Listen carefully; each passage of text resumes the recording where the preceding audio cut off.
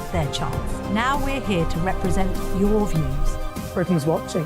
Britain's watching. Britain's watching. We're proud to be GB News, The People's Channel. Britain's news channel.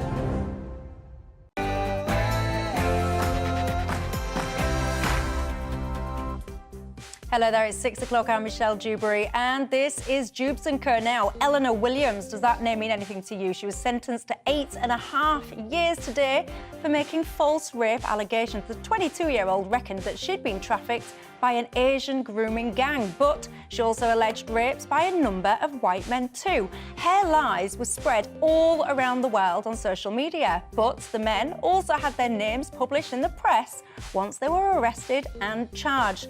Should that end? Should those accused of rape be entitled to anonymity until they are convicted? And do you know what sharenting is? I almost said be careful how you say that, but anyway, it's when you take and post pictures of your children on social media. And get this, I've got a new word for you, oversharenting. Careful again, because sometimes parents are a little bit too fond of sticking their kids' images onto their social media. So now in France, they're proposing a law that would force parents to seek a child's consent before publishing photos, making it a parental duty to uphold their child's online privacy. Is that the way forward? Should we adopt it in this country? And a security guard up in Stafford in the West Midlands has successfully sued his employers for disability discrimination, right? Get this. The guy's got dyslexia and Asperger's syndrome and said that his employers should have shown some leeway and allowed him to show up consistently 15 to 20 minutes late. Why? Well, because his conditions make him disorganised and his dyslexia apparently meant that he couldn't properly read his alarm clock. The biggest part in all of this is that the judge actually agreed with him and ruled in his favour. Goodness me, we'll have all of that to come tonight and more on Dewbs & Co, Britain's best debate show with me, Michelle Dewberry.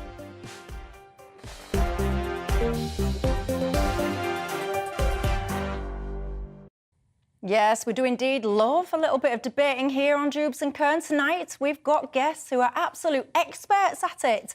In addition to all of the above, we'll also be looking at eco-anxiety. What is that? I hear you say. Well, it's all of the psychological distress at the prospect of the world ending due to climate change. Apparently, this is just one of a litany of things that are making left-wing people miserable. Are you one of them? Do you despair with the state of the nation? Does it make you down? Have you had antidepressants dished out to you, perhaps, to help you deal with it all? Get in touch with us on that and everything else tonight. You can reach me, as per usual, on GBViews at gbnews.uk or Twitter, if that's your thing, at GBNews. But first, before we get into all of that, let's bring ourselves up to speed, shall we, with tonight's latest news headlines with the legend that is Polly Middlehurst.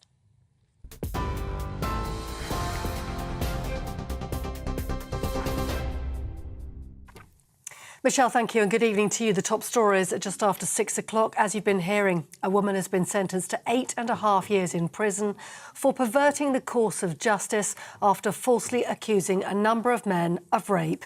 22-year-old Eleanor Williams had also created a Facebook post alleging she'd been the victim of an Asian grooming gang. Preston Crown Court heard how 3 of the men she'd falsely accused of rape had attempted to take their own lives. And at the time of her accusations, there were a mass of protests in her hometown of Barrow-in-Furness in Cumbria, with some businesses forced to close. Williams will serve half the sentence in prison. Jordan Trengove, one of Eleanor's victims, who was one of the men wrongly accused of rape, says he doesn't think her sentence is long enough. I think she has any remorse. I looked back a few times while the judge was speaking and there was just no remorse shown. So, well, I've tried ending my life over it. I've had a bond with my son. I've not been able to leave the house. I've not been able to go to work, you know. So it's just, now I know she's locked away for a bit longer. It's just a bit of a relief, but I wish it was longer a sentence. Well, in other news today, the Chancellor's looking at increasing the lifetime pension allowance in an attempt to reverse the current trend of going for early retirement. It's understood Jeremy Hunt's considering allowing individuals to put more money into their pension pot before they're taxed. The current lifetime allowance stands at just over £1 million, with savers incurring tax after the personal threshold has been exceeded. The measures are expected to be unveiled in tomorrow's budget as the Chancellor looks to increase Britain's workforce to help stimulate the economy. We'll have full details of that here on GB News. Now, within the last hour, the US military says a Russian fighter jet has collided with a US drone over the Black Sea, forcing the US to bring down its unmanned aircraft. It says the US Reaper drone was on a routine surveillance mission in international airspace when two Russian jets tried to intercept it. According to the US military, the incident resulted in the complete loss of the US drone. The White House said the accident was unsafe, unprofessional and reckless. Now, a number of dry cough medicines are being recalled from pharmacies today over safety concerns. The Medicines and Healthcare Regulator has called for treatments containing the cough suppressant codeine to be pulled from the shelves as a precaution. Health experts are warning it could cause a severe allergic reaction in some people having general anaesthesia for surgery. Pharmacies have been told to stop supplying the product immediately. Meta, the owner of Facebook, has said it's going to cut 10,000 jobs this year, the company's second round of mass layoffs. It comes as job vacancies in the UK have fallen for the 8th month in a row, as firms hold off from recruiting due to perceived uncertainties about the economy. The Office for National Statistics has also found the rate of UK unemployment has remained unchanged at 3.7%. in the 3 months to January. It said real pay continues, though, to fall despite a drop in the inflation rate. A serving PCSO has been sentenced to 12 months community service for sexually assaulting a female colleague.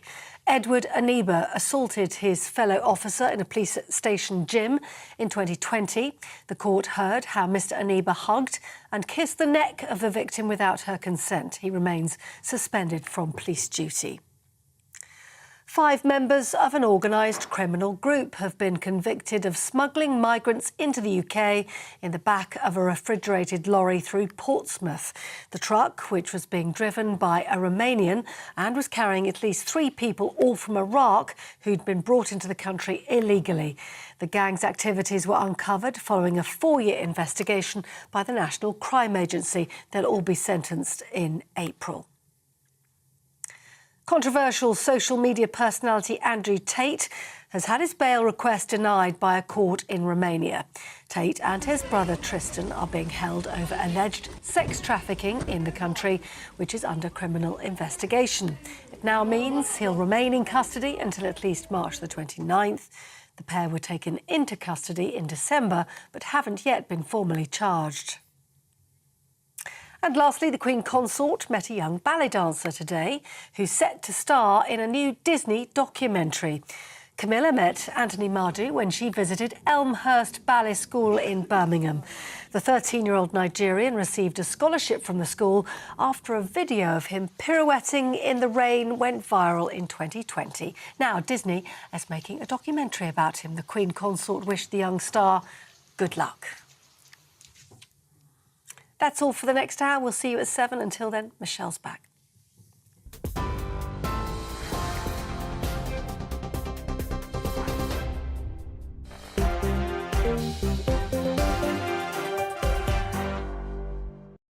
Thanks for that, Polly. Well, I'm Michelle Dewbs, keeping you company right through till 7 o'clock tonight. Alongside me, my panel, Laurie Laybourne is a policy researcher and Toby Young is the director of the Free Speech Union. Hello, everybody. Nigel has been in touch saying, Michelle, the alarm clock story you're discussing tonight is complete nonsense. Get a grip. Well, I've got news for you. It's not complete nonsense, is it? Or else I wouldn't be discussing it. It is the outcome of an employment tribunal that says that people with dyslexia should not be forced to turn up to work on time. This is after a security guard basically won his case about discrimination because his boss expected him to be on time when his shift was due to commence. So not nonsense, Nigel, I'll have you know, an actual ruling. What do you make to that? Is that ruling common sense? Do you have dyslexia? Does it affect your ability to turn up on time? And if it does that expand to things like if you want to go to cinema and watch a movie? Do you miss the start of your movie? Or does it just happen to occur when it's about your work? I don't know. I don't have dyslexia. Give me your thoughts on all of that in the usual way. The email address is on the screen, gbviews@gbnews.uk, or tweet me at gbnews. Now, big story that's caught certainly my eye tonight and the eye of many. It's a very worrying story, actually. You might be familiar with it. It's a lady, Ellie Williams. Hashtag for Ellie was the thing that was going around social media. She posted a picture back in 2020, basically, of her face all smashed up with a hammer. And she did this big post about how basically she'd been trafficked by an Asian grooming gang, she'd been raped and all the rest of it. It was quite horrific, really. And a lot of people cottoned onto it, shared it far and wide. Anyway, she, turns out, is a fantasist and a liar. And today she's been jailed for 8.5 years. These guys, they were both white and Asian heritage. They had their lives absolutely ruined. A few of them have attempted to take their own lives. They've had their businesses destroyed. One of the guys, a Muslim guy, was chased around, had alcohol poured over him. People had rapists and all the rest of it sprayed on their home. It was awful for those people. And by the way, a big lesson for everybody when you see these kind of cases, which all of us perhaps would have an emotional connection with, a big, massive reminder for us all to press pause and look to see whether or not it's genuine before we share it. But parking that aspect for a second, what do you think to the fact that these guys had their names kind of publicly displayed? They weren't granted anonymity, and it turns out it was all a lie. Toby? I think it does make a very strong case for keeping the names of the accused in rape cases anonymous until the case is concluded. I mean, it's absolutely horrendous what happened to these three guys. And, you know, this woman at the centre of this case has now been convicted for having falsified the evidence and made false allegations. So they clearly aren't guilty. And yet their lives were absolutely ruined. These three men each tried to commit suicide. One had to be sectioned, put into a mental hospital against his will to stop him from taking his own life. And I think it makes a really powerful case for keeping the names of the accused in rape cases anonymous until the conclusion of the trial. Right, but let me just play devil's advocate with you before I bring Laurie in. What about, let's just say somebody is a wrong and they have done the things that they're accused of. Their name is kept anonymous. It goes to the police or wherever, and then they decide that there's not enough evidence to prosecute, so there it ends. Whereas actually, if there was a track record, so this person's got form, they've done it multiple times, you stick them in the newspaper, other people go, yeah, it's him, he did it to me too. All of a sudden, you do have a case, and then the person gets his just desserts. He gets a conviction and he goes to prison. What about that? Well, can't the police, in the course of investigating someone accused of rape, contact the other people he's been involved with, ask his colleagues at work, his school friends, his university mates, if there's any other evidence of this kind of behaviour, if there's a pattern of this kind of behaviour? Do they really have to stick the person's photograph in the newspaper and name them and say where they live just in order to accumulate enough evidence to prosecute? Toby, if a guy is a wrong 'un and he's going out searching for women or whatever at the weekend and is doing whatever, if you can go to their boss and say to them, hi there, boss, you know, this Dave fella, did you think he was a rapist? I mean, how's the boss going to know? He's going to say, no, I thought it was a stand-up guy. He turned up for work, did his job and all the rest of it. You're not going to get a true character reflection by asking his work colleagues. Well, if you said that, you know, he is going to be put on trial, accused of rape, I'm going to tell you his name in confidence. Do you know of any other instances, any similar episodes he might have been involved in? I think the police could legitimately do that. They don't have to rely on other people coming forward in order to build the prosecution case. I mean, presumably they've got a pretty good case in the first place without relying on other people coming forward if the person has actually been put on trial and accused of rape. But often rape is one of the most difficult crimes to prove because you know, me and whoever, you know, I'll say he did this, he'll say he wouldn't. More often than not, there's just me and him present, and it's my word against his. So actually, it's not always easy to prove, is it, Laurie? No, and I think in this is a particularly extreme case that we're looking at here. And I think it's quite attractive, maybe, to think that a sort of blanket anonymity on people who've been accused would be a good idea. It may have helped in this case. In general, though, it could present worrying dynamics if we did have that anonymity, I think, as you're sort of inferring there. We got previous of this in this country. In the 70s, there was a brief period where there was anonymity for the accused, and that was repealed partly because of some of the dynamics you described. So if you're in a situation where information then ends up being publicly available about someone who's been accused, it could help those who may have also suffered those crimes come forward. An extreme version of that is the power dynamics with Jimmy Savile, and the increasing publicity around that case led more victims to come forward and actually be able to share and get support for what had been done to them.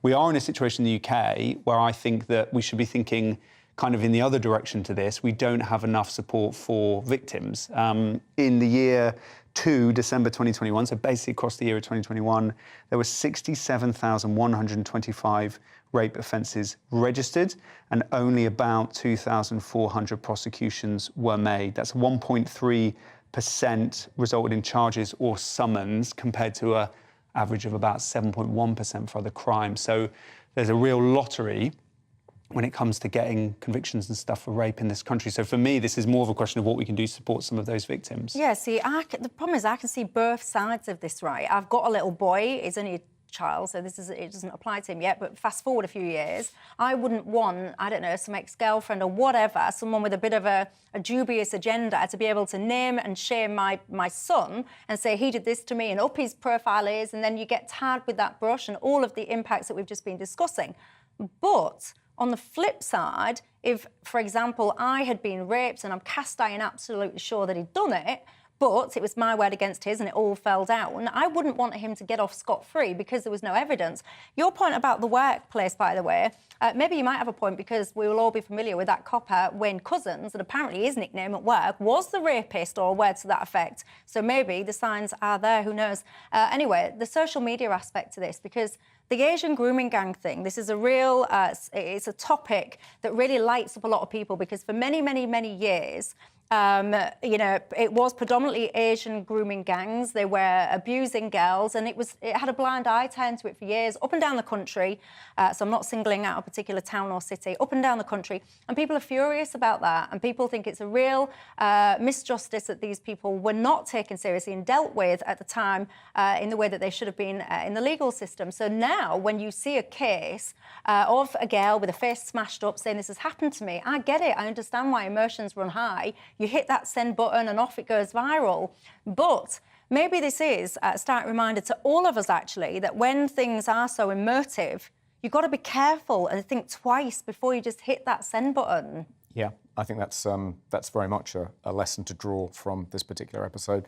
I mean, one difficulty, I think, with arguing that we should make the names of people accused of rape public to encourage anyone else they might have assaulted, raped, to come forward to strengthen the case for the prosecution, is that, well, couldn't you make the same argument from the defence side? Actually, people who are accusing other people of rape, their names should also be made public, because they may have made false accusations before, and the police aren't going to learn that, the jury aren't going to learn that, unless their name's made public and other people who've been falsely accused of rape by them come forward. Just to pick up one point that Laurie made, he cited the stat, which is often cited when rape's discussed, which is the small number of rape prosecutions that actually end in conviction. And you said, you know, you're concerned about the victims who don't get justice, but you're assuming that in those trials, when the accused is acquitted, that's a miscarriage of justice. And whenever someone accuses someone else of rape,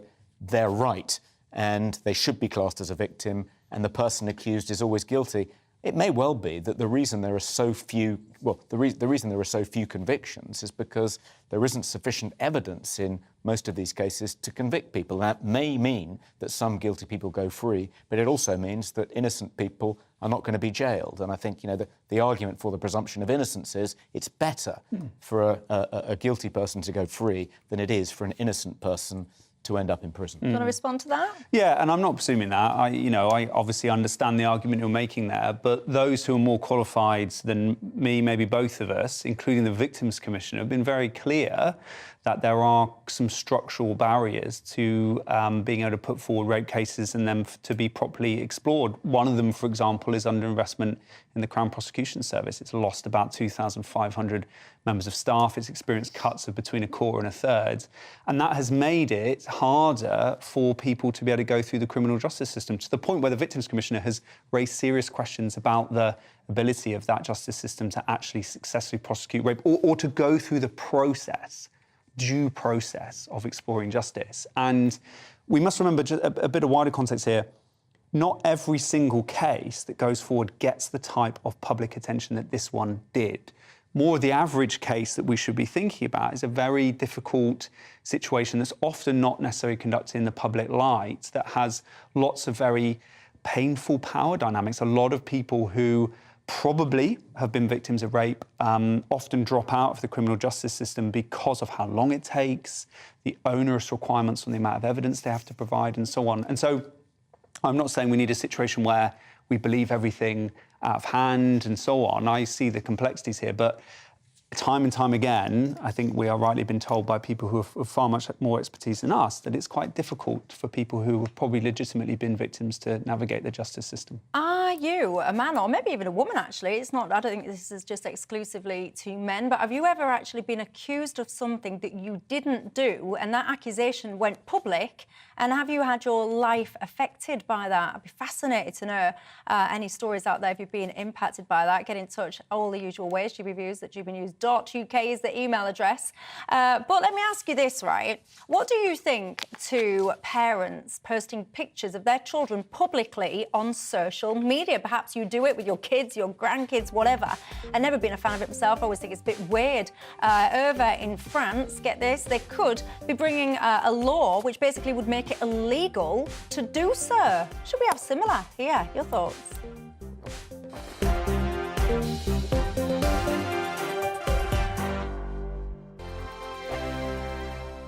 We are GB News, the People's Channel. And right across the United Kingdom. You can find us on Sky Channel 512. Virgin Media Channel 604. Freesat Channel 216. Freeview Channel 236. And YouView Channel 236. You can also take us with you on DAB Plus Radio. With the GB News app and at the website gbnews.uk. We're absolutely everywhere. Come join us on GB News, the People's Channel, Britain's news channel. Monday to Thursday, 9 p.m. till 11 p.m. Join me, Dan Wootton. I'll bring you the sharpest takes and hottest debates. Do you not believe in prison? I don't believe in prison. I'm completely stunned. I guarantee you there'll be no spin, no bias, no censorship. I actually was personally quite offended by it. And no reason to go to bed. So I guess they've always been quite woke. That's Dan Wootton tonight on TV, radio and online. Monday to Thursday from 9 p.m. till 11 p.m. on GB News. The People's Channel, Britain's news channel. Hello, I'm Michelle Dewbs, and you can join me every weekday 6 till 7 on Dewbs and Co. You're an inspiration to us all. Clip that bit up. Well, you are. That's my ringtone. My political ambitions are, those days are gone, I can tell you. She's only teasing. Go on. He's probably going to want to lay down now. I'll give him 2 minutes to have one. Let's respectfully disagree. That's what we like on Dewbs and Co. Come and join us. GB News, the People's Channel. Michelle Dewbs, weekday evenings at 6 o'clock. I'm Simon Evans. Join me on GB News for Headliners at 11 p.m. What's the scoop? I'll be joined by 2 of the country's top comedians. That's right. As we take a look at tomorrow's newspapers tonight. We're going to get into trouble. If it's a big story, we'll be covering it. Spill some tea on him. There we go. But we'll also have some fun. I wouldn't stick up a bank. My father didn't love me. So anyway. Headliners every night from 11 on GB News, the People's Channel, Britain's news channel. It's all about family, being in people's living rooms, all the interaction and getting to know who our viewers and listeners are. When I was young, my dad used to say, "Nana, stop arguing." I wanted an outlet that would enable me to give my opinion. People are going through a really hard time right now, and I know that you don't feel like you're being listened to by the establishment. I came to GB News because it's the People's Channel, and I want the audience to have their say on the events of the day. We're dynamic. We do something different. Democracy shows that the wisdom of the nation is in its people. I get to travel to find out what the story is from a personal perspective. The British people aren't fools. We know when we're not being told the full story. We've got to work out how Britain moves forward from this. It's the best country in the world. The establishment had their chance. Now we're here to represent your views. Britain's watching. Britain's watching. Britain's watching. We're proud to be GB News. The People's Channel. Britain's news channel.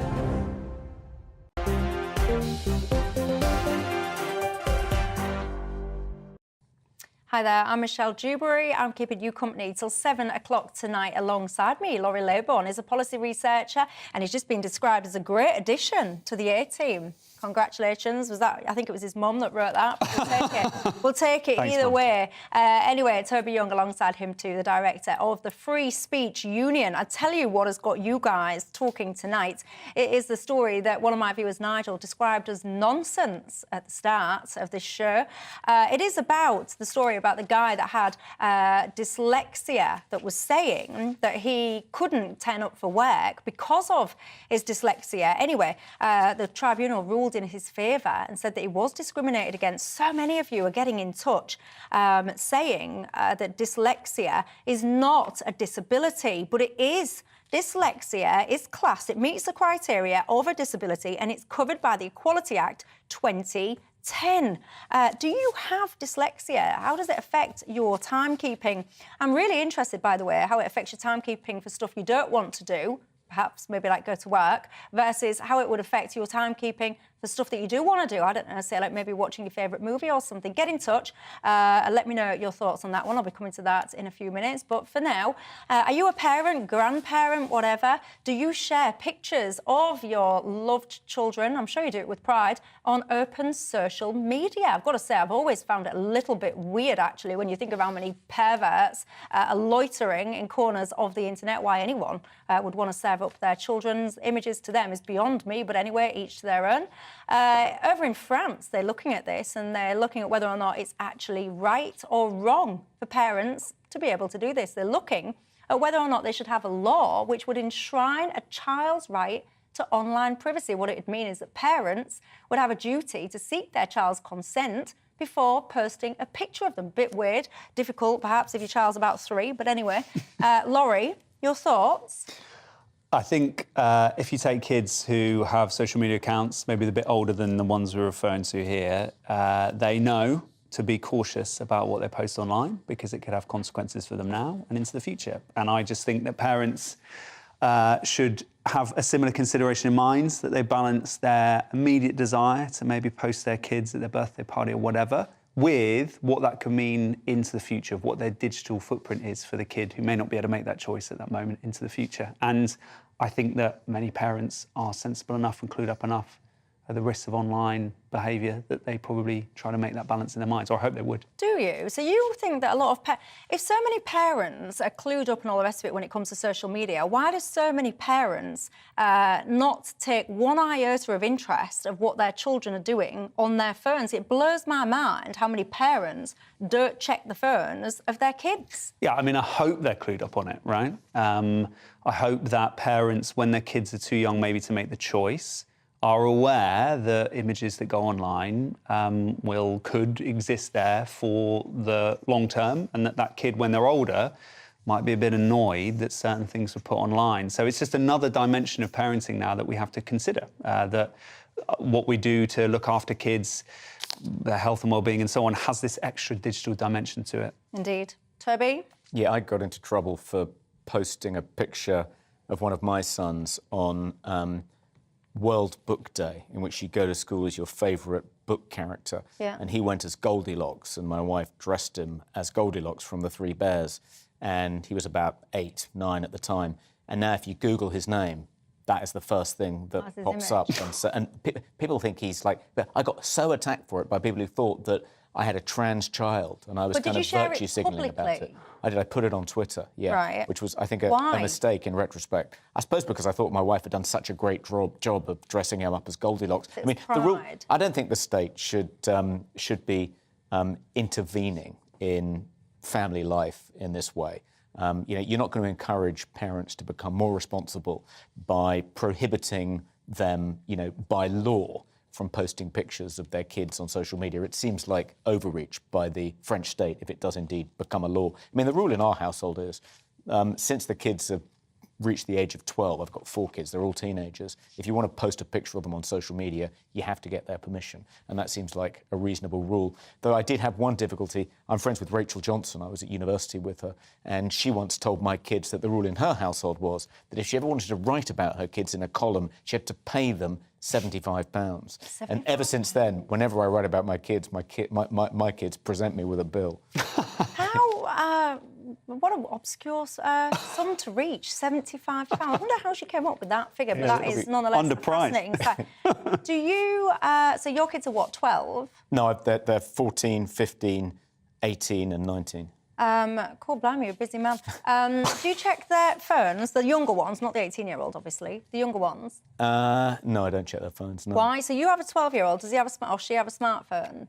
I've got a 14-year-old. My youngest is 14 and he's a boy, and yeah, he has an iPhone, and it's password protected. I don't check it. I do follow him on Instagram, but I suspect that what some kids do is they have like an official Instagram account which they share with their parents. Then they have an unofficial one which they don't tell their parents about. So help me understand. I'm not judging your parenting. It's none of my business. But don't you get concerned about what your 14-year-old is up to on his phone? People that have access to him. I think he's just tweeting about, posting about QPR for the most part. I'm not, I don't know, I dread to think what I'll be like with my kid. To me, this whole world of the internet and the risk that exposes your children to. There is a report that suggests that 50% of the photographs exchanged on child pornography forums initially had been posted by parents on their social media accounts.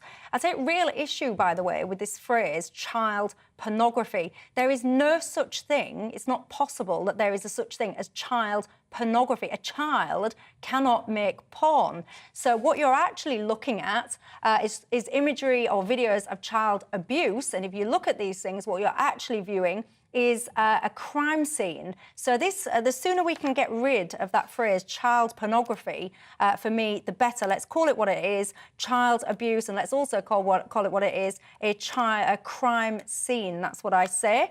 If you are a parent that does share imagery of your children quite proudly, widely on the internet, get in touch and tell me, do you not worry about it? David says, I think posting pictures of your child on the internet without their permission is absolutely wrong, especially if you're doing it to get clicks and make money, as many people do. David says, really, people really should think carefully before doing this, because no matter how loving the pictures are, they can be used by others, peers and predators to exploit the situation. You lose all control, he says, once these images hit the public domain. Yes, you are right. Philip says, for once, France has got it right. The least amount of information you put on social media about yourself or your kids, the better. George says, what a strange world we live in. You can't post pictures on your kids online because of so-called perverts, but you can take your kids to drag Queen Story Hour. Hey, George, do not even get me started on Drag Queen Story Hour, because that is a whole other section. I could do a whole show on it. Why on earth grown men want to dress in sexualised outfits for the enjoyment of children is absolutely beyond me. But anyway, like I say, don't even get me started on that one.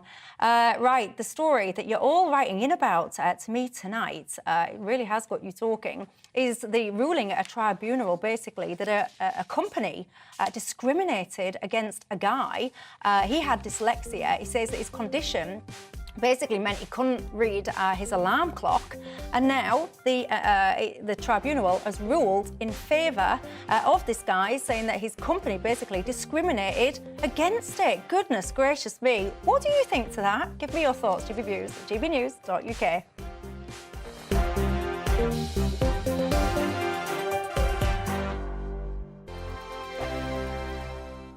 I joined GB News because I was sick and tired of not hearing my views being represented, not just mine, but so many people that I knew and spoke to. I just couldn't get my voice out there. I couldn't say anything. I couldn't do anything. Whatever the narrative was, I kind of had to follow it. GB News is there to provide a voice for those who have been ignored by the establishment media. We think different things, we've got a different style. GB News is here to be optimistic and positive about the future. It's real kind of dynamic and flowing, with the audience very much at the heart of it, like a big family.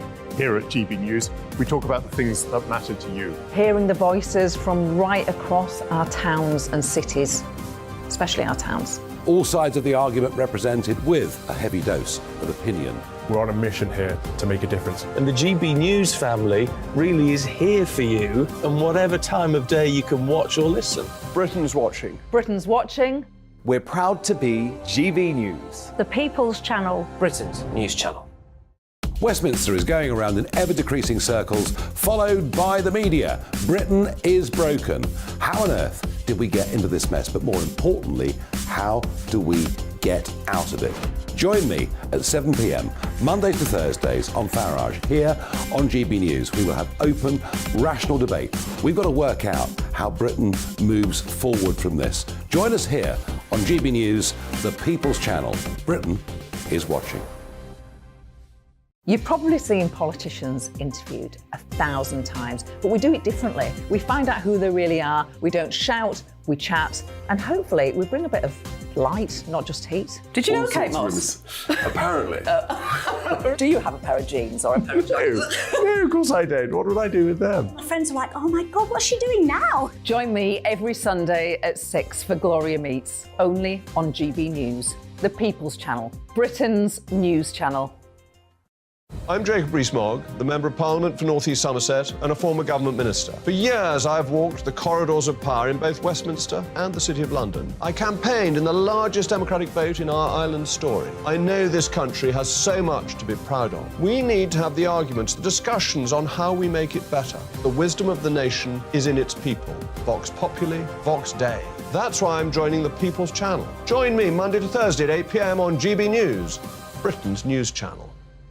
I'm Mark White. As GB News Home and Security Editor, I cover those key issues that are so important to you. Our authorities, our communities doing all they can to combat violent crime. With the public services under unbearable strain, why are we still failing to control our borders? Defence, the first priority of any government, has been continually hollowed out. Can we trust our politicians to protect the armed forces? Join me, Mark White, on GB News.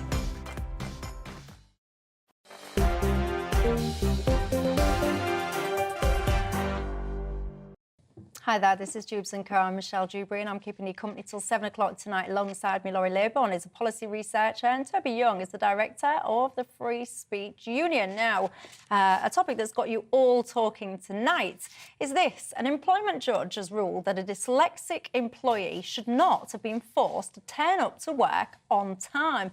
This is basically a security guard from Stafford and he reckons he was discriminated against because his disability made him disorganised because he often misread his alarm clock. He wanted his employers to let him show up basically about 20 minutes late. Anyway, the tribunal found that his employers failed to make reasonable adjustments to accommodate his disability. Laurie, there's so much I could say to this, right, that would get me in so much trouble. So I'm going to shut up and hand over to you first of all. What do you make to this? I think that employers should provide reasonable adjustments for people who have certain requirements. He doesn't just have dyslexia, he has Asperger's syndrome as well. And he might have certain, or he clearly does have certain requirements.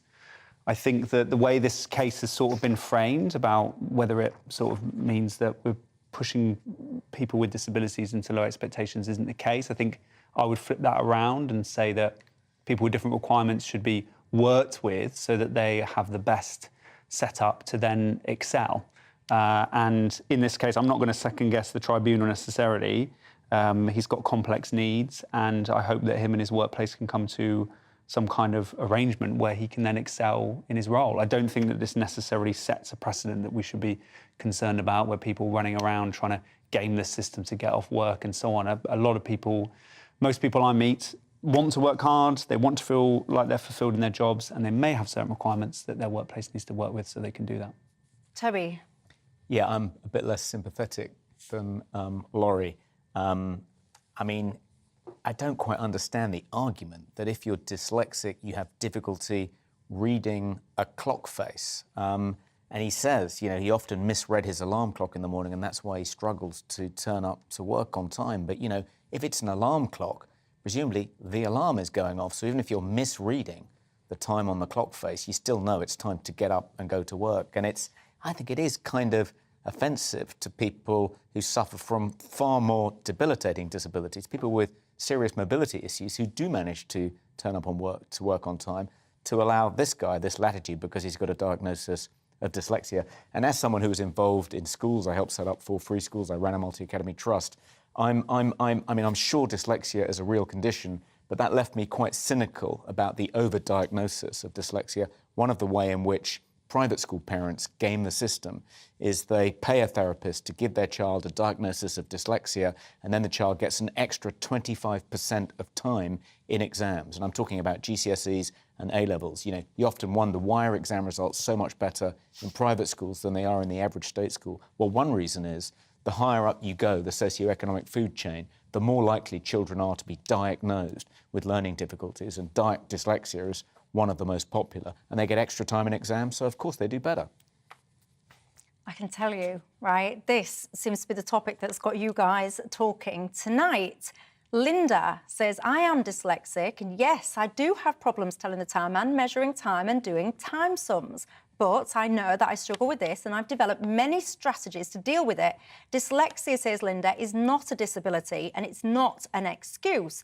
As I mentioned earlier on, it is actually classed. I mean, the word is dyslexia is a lifelong condition and has a significant impact on a person's day-to-day life. It meets the criteria of a disability and is therefore covered by the Equality Act 2010.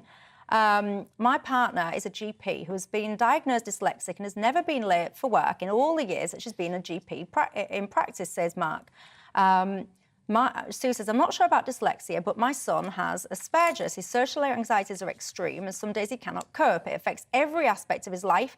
And if you don't know how bad this can be for people, and maybe, Michelle, you should learn more about it. I have to say as well, this chap does say that he also has Asperger's syndrome. Now, let me ask a question, Sue, because you're saying I'm ignorant, basically, and I need to go and educate myself.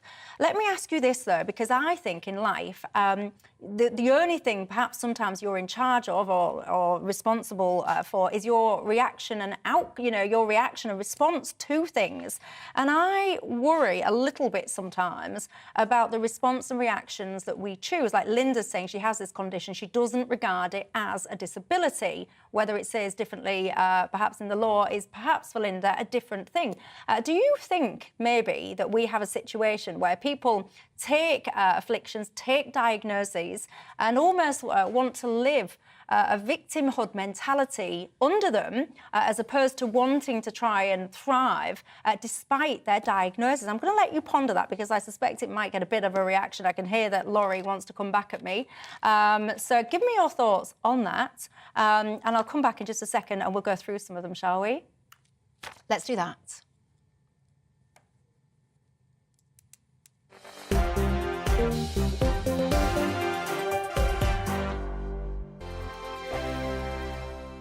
We are GB News, the People's Channel. And right across the United Kingdom. You can find us on Sky Channel 512, Virgin Media Channel 604, Freesat Channel 216, Freeview Channel 236, and YouView Channel 236. You can also take us with you on DAB+ radio with the GB News app and at the website gbnews.uk. We're absolutely everywhere. Come join us on GB News, the People's Channel, Britain's news channel.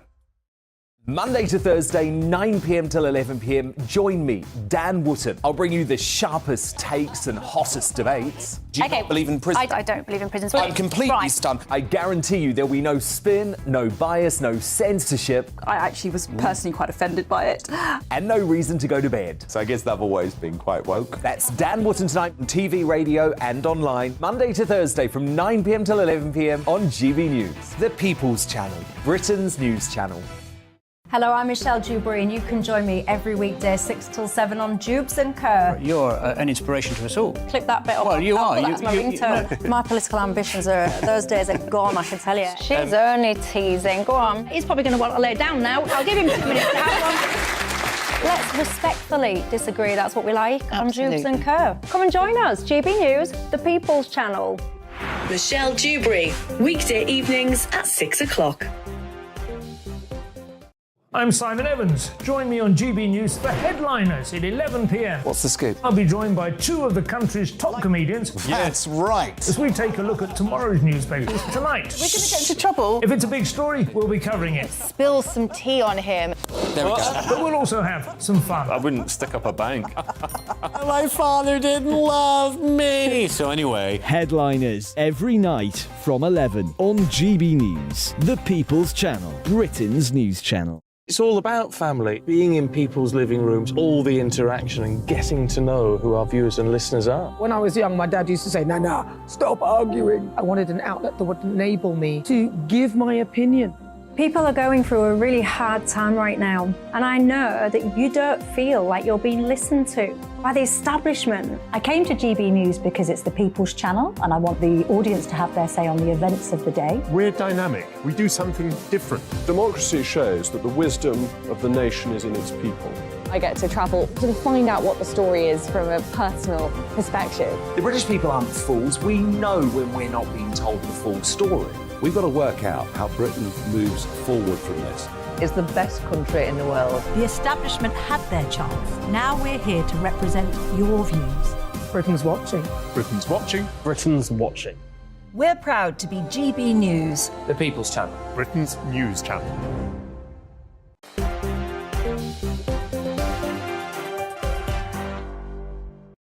Hi there, I'm Michelle Dewbs, keeping you company right through till 7 o'clock tonight. Laurie Laybon is a policy researcher and Toby Young is the director of the Free Speech Union. You guys getting in touch in your droves tonight about the news that an employment tribunal has basically ruled that an organisation discriminated against an employee that had dyslexia and Asperger's because he apparently kept turning up late for work because of his condition, and the tribunal has ruled in his favour. We were just talking about it in the break. What were you just saying then, Laurie, about this one case thing?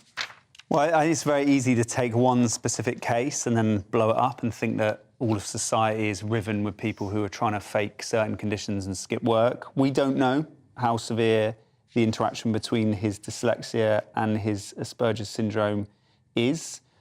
He could be the best security guy in the world, and because of this difficulty, he's sometimes 15 minutes late, and the workplace could have come to some arrangement with him where there's a bit of that flexibility, and then he can get on with being the best security guards in the world. Yeah, so this is this is the ruling. It says that the company could have accommodated Mr. Bryce's request for flexi hours and the leeway to turn up 15 to 30 minutes later on occasion.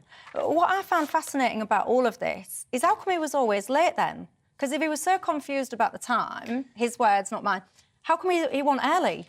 How come he was always late? So let's quote this from the tribunal. He was impaired in his ability to keep to a timetable and plan for potential factors such as traffic and weather conditions, and thus is often not able to arrive on time for events and engagements. So we shouldn't kind of assume that every single day he was late 15 to 20 minutes. It could have been a cluster of times that led his workplace to then make these kind of questions. You say it's like one case. This will perhaps set a precedent now. This is a bit that I find quite interesting. And I think in life, do you know what?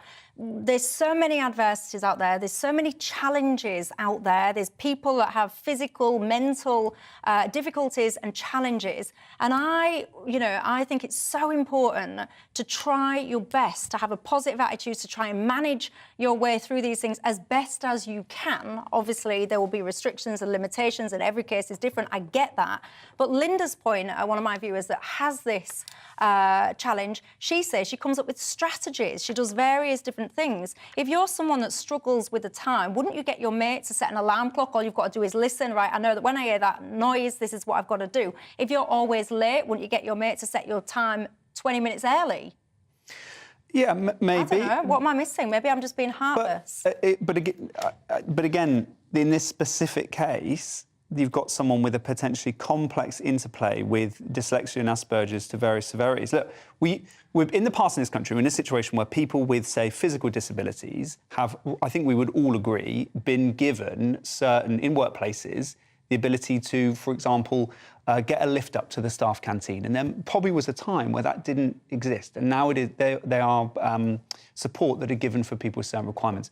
To have the support for people who are experiencing disabilities in this kind of complex case, I think that having a precedent where workplaces should work out how they can meet those requirements is a positive thing. It doesn't mean we're going to be bunking off work anytime soon. I tell you, being a manager or a business owner these days, trying to deal with everyone's conditions and requests and demand, that in itself would be a 24/7 job. I just worry that in this nation, you know what, we're just breeding a nation of victims, safe spaces, trigger words, all the rest of it. What happened to adversity? What happened to, resilience? What happened to kind of just trying your best to navigate challenges to get the optimum outcome for yourself, no matter anyone else, for yourself?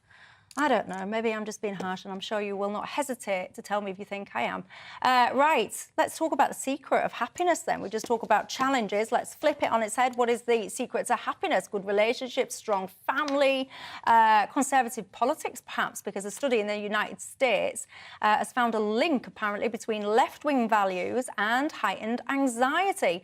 It even links ideology to rates of depression, which it reckons is especially prominent among younger liberals. Apparently, conservative teenagers are not nearly as depressed. What do you make to this, Toby Young? Yeah, I think it's a really interesting finding, and it's been repeated in different studies, so it doesn't seem to be an isolated one-off finding. It turns out that liberals, by and large, not all of them, but on average, are less happy, more prone to mental illness, anxiety, depression than conservatives, and particularly liberal women. And so there's a speculation as to why this should be. How do you explain this? And I just read a really good article by Jonathan Haidt in the Free Press. He's an American social psychologist, academic, wrote a great book called The Coddling of the American Mind with Greg Lukianoff. And Greg Lukianoff's great insight into why students demand things like safe spaces and care about microaggressions and worry about having to encounter views they disagree with is because they've been coddled, they've been poorly parented, they haven't been taught how to deal with resilience. Greg himself suffered from depression. At one point, he was hospitalised with depression, and he overcame it when he was taught cognitive behavioural therapy. And the three lessons he emerged with from his training was that the reason I was depressed is because I was prone to catastrophising, I was prone to emotional reasoning, and I imagined I was at the mercy of these forces I can't control. And Greg produced this great insight, which is young people today, particularly at universities, reinforced in social media, they're taught reverse cognitive behavioural psychology. They're effectively taught to catastrophize. They're taught to engage in emotional reasoning. You know, my feelings trump your facts. They're taught to believe that they don't have any control over their lives. They're at the mercy of patriarchy and heteronormativity and white supremacy, all these oppressive forces turning them into victims. All of these things contribute to mental illness, to depression. It's the opposite of the way they should be thinking, and that's, he thinks, why, and Jonathan Haidt thinks why, particularly girls, because they're more exposed to this kind of stuff on social media, and it all kicked off when social media exploded with smartphones around 2012, 2013. He thinks it's because they're essentially being taught the opposite of the lessons they should be being taught. They're being taught they're not in control. The world's going to the hell in a handcart. There's nothing they can do about it. That's why they're so depressed. Laurie? Yeah, I mean, I see some of the things you're saying there, and I also think in some ways it is a bit tough, no matter what your political persuasion is. We have rivers full with affluence, poverty is increasing, government's not providing enough support to people in the cost of living crisis, inequality is increasing, money's being spent on crooked PPE and so on. And I think that is quite a tough environment to look out at politically, and we have political leaders who are essentially saying that that's just the way it is, or we can't do so much about that, and, you know, just crack on and pull up your bootstraps in your own way. And I think that does that get you down, that, when you, like, look at this PPE stuff and the examples that you just give, does that affect your mental health? I mean, it's a bit miserable, but I am a strong believer in the ability for better leadership, for not the kind of defeatism as miserabilism that we have in current political leaders now. And I'm hugely confident in the ability of the British people's ability to overcome the challenges that they face. I think there's too much of that lack of ambition and drive in politics. And I think, to be fair to many people, whatever their political persuasion, it can be a bit miserable to look upon that. But we can change it with different leadership, with more inspiring leadership. Yeah. Jonathan Haidt considers the hypothesis in this article in the Free Press that the reason people on the left suffer from depression more than people on the right is because they're just more sensitive to all these injustices in the world. They care more about environmental catastrophe and so forth. But he says, he cites this really good article by Michelle Goldberg, a left-wing columnist in the New York Times. She points out that it all kicked off, it all exploded around 2012, 2013, when Obama was re-elected, when the Supreme Court extended gay marriage rights. So it doesn't seem to be connected with the political climate. It seems to be connected with smartphones and social media. Well, there you go. I'm sure you guys at home will have lots of opinions on that. Many of you, the thing that you're talking about tonight is that whole story about the tribunal. Maria says, my son has Asperger's. He has severe problems with timekeeping. You and your panel have no knowledge of understanding of these with this disability. I am cross and disappointed with your lack of empathy, says Maria. Maria, I don't have a lack of empathy. What I'm trying to say is what I think we need to do, and I'm sure you do it well with your son, is help people build coping strategies, help people be as resilient as they can be to get the best outcomes possible for themselves. On that note, it's all I've got time for. Laurie, Toby, thank you for your time. Thank you for your time and your comments and feedback tonight. Have a fantastic evening, and I will see you tomorrow. Hello there, I'm Greg Dewhurst. Welcome to your latest broadcast from the Met Office. Widespread frost and patchy ice across the UK tonight as temperatures fall below freezing. Rain and hill snow moving in for Wednesday. Looking at the bigger picture, Arctic air across the UK at the moment, the winds coming from the north, but as we move through Wednesday and into Thursday, the Atlantic moves back in, weather systems, stronger winds and milder air returns for many. For this evening, we have snow showers across northern parts of Scotland, strong winds for Shetland too. Met Office snow and ice warnings here. Elsewhere, under clearing skies, temperatures falling well below freezing. A widespread frost forming, some patchy ice in places, a few freezing fog patches too. Temperatures down to -10, -11 across the glens of Scotland, but rising across the far southwest first thing in the morning on Wednesday as cloud and rain pushes in from the Atlantic. So most places sunny and cold to start the day. This cloud and rain then slowly pushes in north and eastwards. Rain turning heavy at times, some hill snow possible over the higher ground before turning back to rain. A Met Office warning in force for Northern Ireland. Quite a lot of rain falling through the afternoon could lead to some localised flooding. Still cold in the north and the east, temperatures reaching double figures in the southwest. Into the evening time, the rain continues to push north and eastwards. It hits the cold air against parts of Scotland, turns to snow over the higher ground up to 10 centimetres possible here, leading to disruption. Elsewhere in the early hours, plenty of rain across the UK, strong winds too. Further flooding is possible across northwestern parts of England into Wales. Temperatures generally rising through the night, 9, 10, 11 in the southwest to start Thursday morning. An unsettled day to come on Thursday. Outbreaks of rain pushing north and eastwards across the country. Met Office warnings remain in force for this. Turning brighter for the afternoon across Northern Ireland with blustery showers. Perhaps a few glimmers of sunshine for a time in the southeast. And as we head towards the weekend, it stays unsettled, further spells of rain at times and brisk winds. On the mild side though, see you again soon.